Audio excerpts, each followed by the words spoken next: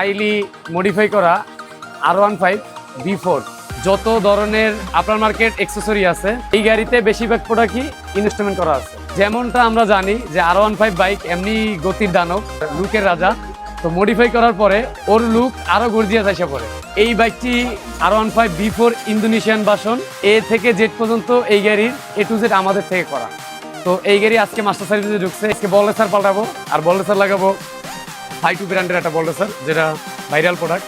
Mobil filter লাগাবো, তারপরে বাইকটা কাজ চলতেছে ইয়ার ফিল্টার লাগাবো, তারপরে গিয়ে সামনের ব্রেক প্যাড লাগাবো। এরকম ধরনের যে কাজগুলি আছে, ফয়েল ইঞ্জেক্টর ক্লিন করবো, থ্রোটল বডি ক্লিন করবো, স্পার্ক প্লাগ ক্লিন করবো, ইঞ্জিন টুইনিং করবো। তো এই ধরনের যে কাজগুলি আছে, গাড়িটা স্মুথনেস ফিরে আসতে যত ধরনের কাজ আছে, কারণ দীর্ঘদিন আগে এটা সার্ভিস দিয়েছিলাম, তো যেহেতু এখন আমাদের কাছে সার্ভিস আসছে, তো পারফরমেন্সের দিক দিয়ে কোনো কম্প্রোমাইজ করা যাবে না, কারণ একটাই বাইক হইলো শখের জিনিস। তো আমরা এটার সর্বোচ্চ পারফরমেন্স কি আছে এটা আমরা এনে দিব।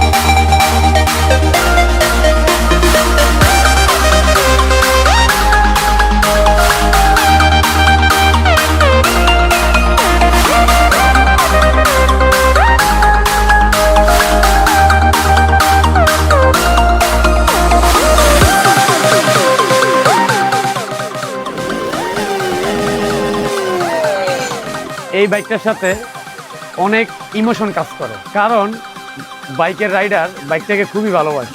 তার ভালোবাসার বাইকটাকে পরিপূর্ণ সার্ভিস দিয়ে তার হাতে যখন উঠাই দিই, আমাদেরও অনেক ভালো লাগে। R15 B4 যে বাইকটি আমাদের কাছে আগে এবং পিছে অনেকগুলো কাজ করাইছে, আজকে অনেক দিন পরে আসছে সার্ভিসে। তো আমাদের বললেসার আমরা যেটা চেঞ্জ করছি, বললেসারে কি পরিস্থিতি ছিল সেটা তো দেখাইলামই।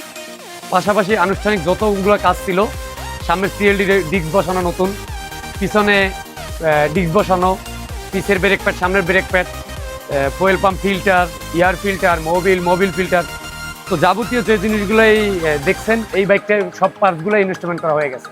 তো আলহামদুলিল্লাহ সর্বশেষ বাইকটা অরিজিনাল যে একটা ইন্দো বাইকের যে স্মুথনেসটা আছে সেইটা এটার ভিতরে ফিরে আসছে। তো ইন্দো বাইক যারা চালান, আপনারা যারা সার্ভিস দিয়ে ভুক্তভোগী, আমাদের সিরাজ এন্টারপ্রাইজ আসলে আপনারা ইজিলি যে কোনো সার্ভিস করে নিতে পারবেন।